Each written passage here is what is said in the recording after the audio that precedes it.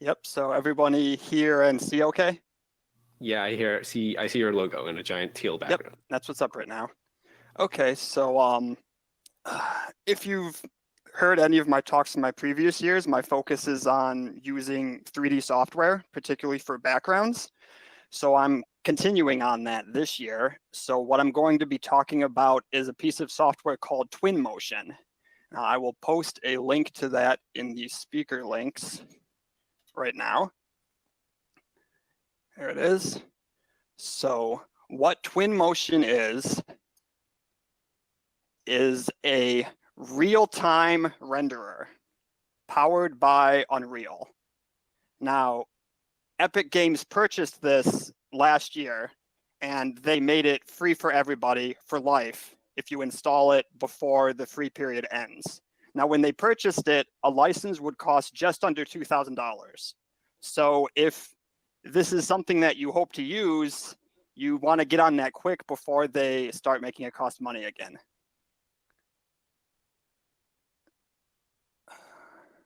Okay, let's get rid of that guy. So let's start out and just look at something in SketchUp real quick here.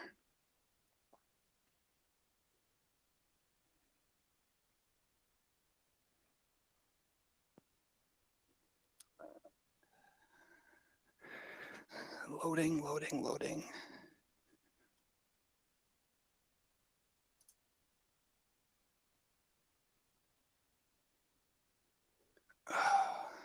Okay, come on, there we go.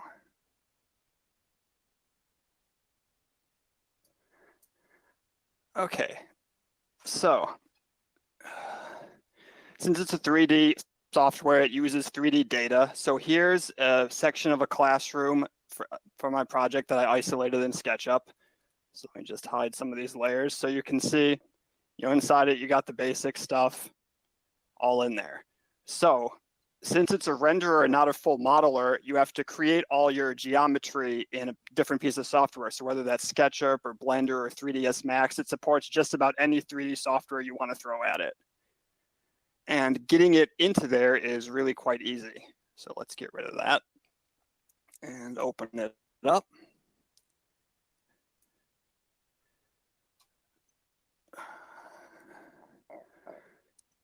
Okay, apologies, there's probably going to be a lot of lag because the webinar and the software itself. So when you open it up, this is the interface that you get. And it's fully navigable like any 3D game. Up and there goes the lag. So I'll try not to move around too much, but the whole thing is fully navigable. So if you want to get your data into here, all you really got to do is hit the import button. So let's find that file. And we'll open it up. There's just a few settings and then bam. Loading, and there it is. So we've got this here. It retains all the materials from your original software. But what's really good about this is its full library of materials that are built right in, along with all the various physics and things you can do with that. So say, I've just got this plain floor here. Say I want to put a wood floor on it. Well, you open it up. We got a big old list of materials over here on the left. So let's go to wood. So let's say you want a floor that looks like this maple here. All you have to do is click and drag. And bam, there it is. You can look down at that real close. You can see it's got all the wood features and textures in there. And then there's got a whole bunch of different settings that are applied with that. You've got color, reflectivity, and various other settings that you might find in any other material that you're applying. And it's really easy to change that. So, you got that down there, and then say you don't like that, you want a different one. Maybe you want to put a stone ground. Let's take and throw that down there. Drag and drop, bam, it's applied.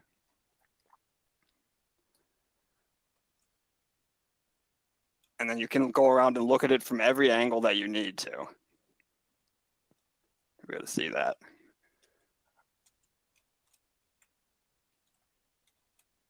So let's go ahead and open up the finished file that I did ahead of time. There we go. So we've got this out here, got a whole bunch of various materials applied. So if we go and walk into the classroom here, oh, there we go, get through the door. So I've got all the different materials. I've got the wood on the floor, I've got the painted walls, I've got the lights up on the ceiling, all the chairs and stuff, the glass windows. I got all those set up. Now, because this is a fully rendering engine, there's tons of settings for lights and shadows and stuff. So of the features, there's so many features, but the ones that I think are most useful to everybody here will be something like the following. So let me open up the full nav mode and get that over there. Okay, so you got the full nav mode here. You know, we're in the classroom. So a lot of projects, you know, over the course of the story, the time of day is going to change. So right now we've got the day setting, you know, it's 2 p.m. So say you want this shot at this time, but you also want it in the evening, you know, as the sun is setting. Let's drag this sucker over here. And bam, there's your evening shot. Now say you also want a night shot. Let's get it dark in the night there. And then let your eyes adjust. Bam, there's your night shot. So you can get, once you have all your materials and your model thrown in there, you can get every possible lighting condition that you would need in seconds. And it's all real-time rendered right here. You don't have to click a button and then wait minutes, hours, days for it to render. So it's night. Let's turn on some of those lights. Let me get back out to the other mode here. So oops, gotta stop clipping through the plane there. Turn clipping back on. Let's get back in here. So I put a few lights in here, not too many because I'm on an old computer, so it'll destroy it. But let's just turn some of these lights on. So if we turn these lights on,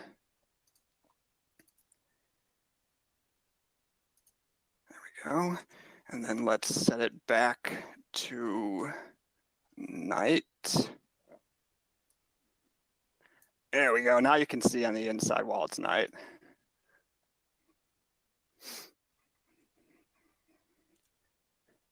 So now obviously, you know, you'd put the light, you go ahead and apply the lights to all of the different bays up there and you get the proper lighting in there. Let's find the doorway here. Come on. And walk outside for a second. Walk around here. And there. Now we can see what it looks like with the lights on the inside there. So among the many things that this software can do is you get all those lighting features. And even up here in the sky, you've got all the stars and stuff. You've got some clouds up there. You've got the moon. So let's change some of those. So let's go over here and say, lighting, let's say it's a full moon. Where are you at? Moon phase, here we go. Okay, so now we got the full moon in there. You can even increase the intensity of the stars. Go back here. If you sort of cool, say you've got a little bit more of a haze, you could adjust the white balance. Make it warmer. So you've got a whole bunch of settings in there you can play with to get the exact look that you're going for. Now, let's open up, I have a second one here. Exterior. Let's open this guy up. Okay, so here's just a little section from a shrine that I clipped out. It's got all the materials and stuff already applied. We got the stone surface down on the ground. We've got some of these lamps that are lit in there. And we've got these little auxiliary shrines over here, and then a whole background of trees and stuff. Now those are all painted on. They're fully 3D, but they're assets that are within the software, because not only does the software have a whole bunch of materials, they have a whole bunch of 3D assets as well. So one of them is Vegetation. And you can just go ahead and drop those on individually, or you can sort of paint them on like a landscape. So let's just throw in a few things from the library here. Let's see. So say you go to Vegetation, wait for the video to catch up with the lag. Click on the trees there, and it's got, I don't know, like 200 or so trees in here. So let's just throw in a cactus. Let's say there's a cactus growing up through the stone here. So you just click on it, drag it out, plop her in there, and then we've got the cactus. And then, you know, we can make it grow. Say it's a big cactus. There, we got a nice cactus there. And then you just, if you don't like where it is, you just move it around, put it exactly where you need it to go. You know, unlikely for the cactus to grow up through the stone, so let's just move it over there. Now, one thing that's cool is that any geometry that you import is static, but it has collision. But any of the things in the library, a lot of them have dynamic properties with them. So let's, for example, throw in a person.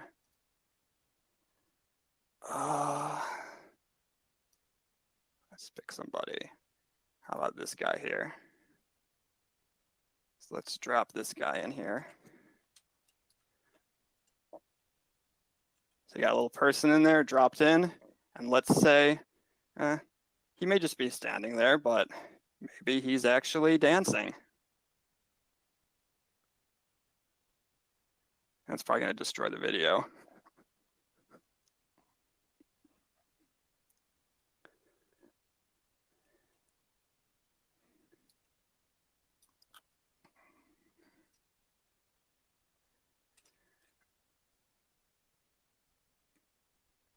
And it's got a whole bunch of other assets too. So if you want, like, say a vehicle, throw that car in there.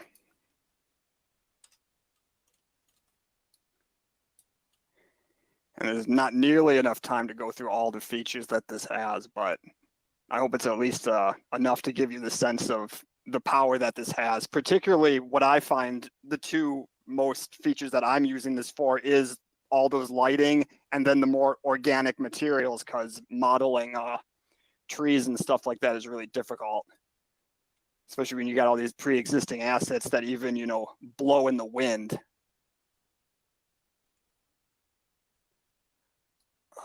So let's see.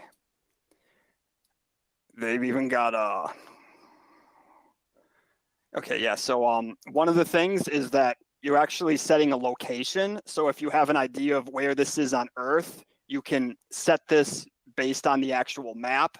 And then so all your sun is in the correct location. So all of the lighting and angles and all that is exactly where it needs to be. I see some people talking about weather. So yeah, let's get the weather in there. Let me just clear some of that out of there. Yeah, so let's see. Weather. Yeah, so in addition to time of day, you also get time of year. So right now it sort of defaults at summer, but you can also go to autumn. And when you do go to autumn, the trees start to take on their autumn forms. You know, if they have leaves, they'll show up as colored, although I don't use like almost all evergreens in here, but you can see some of them starting to change color. And then if you get to winter, let the video catch up, bam.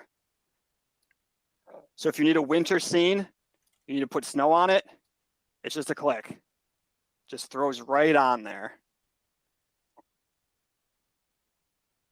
So that's time of year, and then you also have weather patterns. Let's go back to summer for a moment. Let's make it cloudy. And see, it even affects the lighting. You know, it gets more overcast, and you can even get it to rain.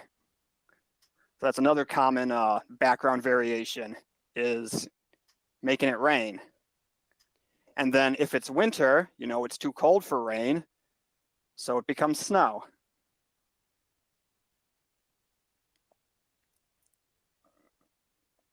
And I'm sure the low frame rate is not doing justice to this, because you can go up to, because you can capture stuff just right off of the screen here, and there are also output settings. So you can output images, panoramas, videos, and full immersive 3D, and you can go up to 120 frame 4K, I think is the limit right now.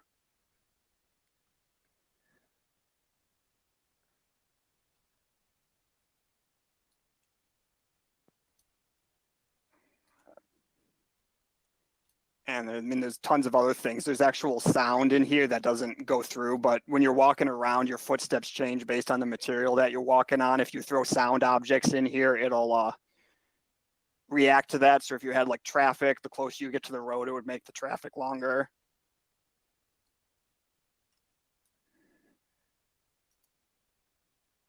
And there's just so many features that can't cover in a tiny little talk here. I introduced this at my day job, and it was like literally a paradigm shift. All the designers like had their minds blown, because they always had to render things for clients, and the client wants to make a change, and then it's like, oh, got to go back and re-render. Well, here you make a change, they can see it in seconds.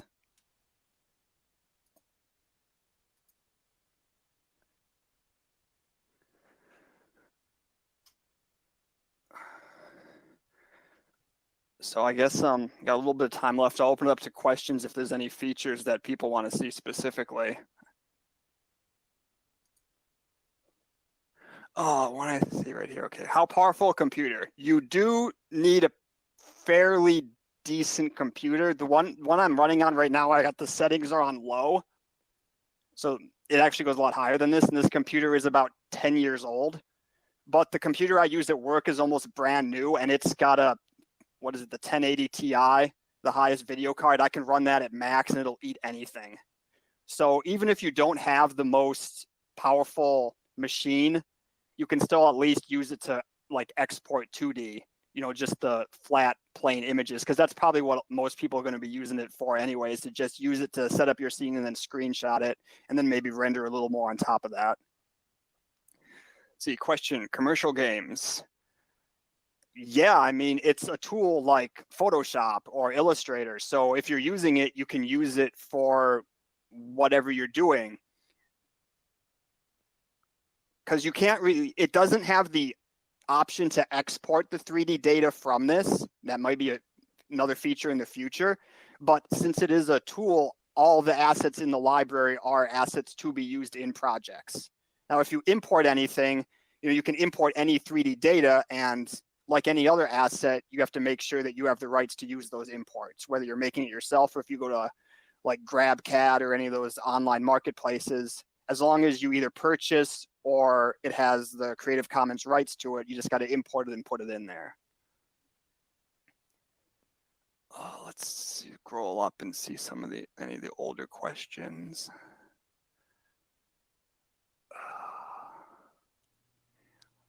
Lightning storm, not yet.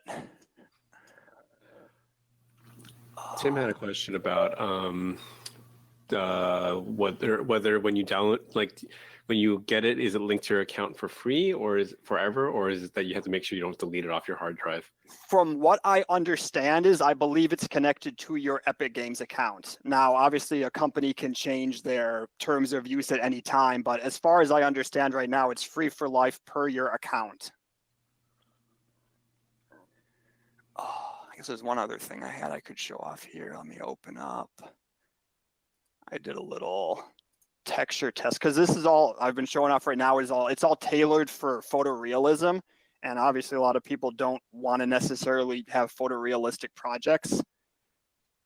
So here's just a little test I made. So the building on the left is using photoreal materials, and the building on the right is using more cell shaded materials.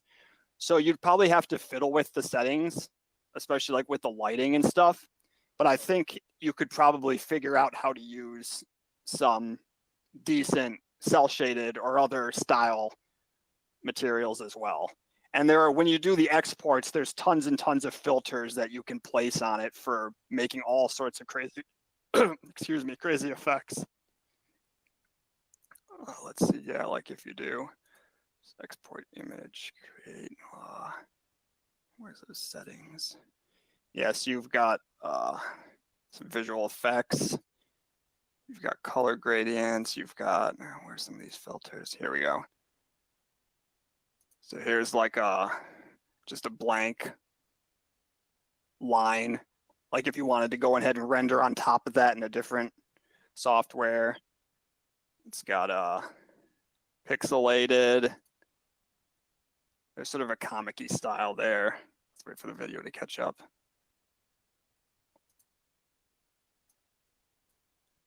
So you can do a whole bunch of different styles.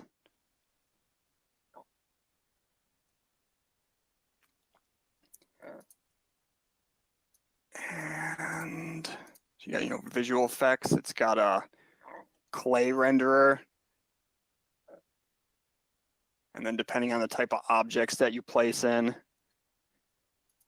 can sort of turn those on and off for different things. Let's quit media mode. And then as far as the interface itself, so your main tools are down here on the bottom. On the left is all your materials and library. And then over here on the right, I didn't open up. This is just your layers and your groups and stuff. And the software does have a demo. Let's open that up just real quick so we can see sort of the peak of what you can do with it.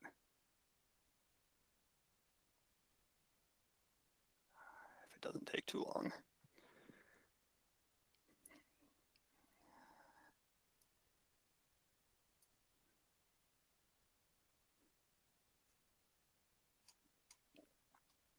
Here we go.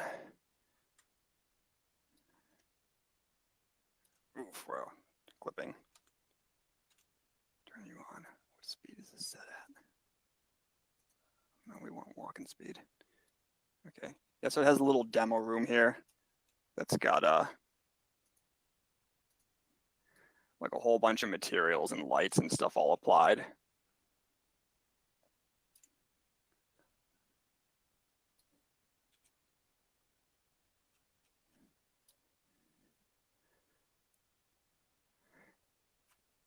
Oh, let's see.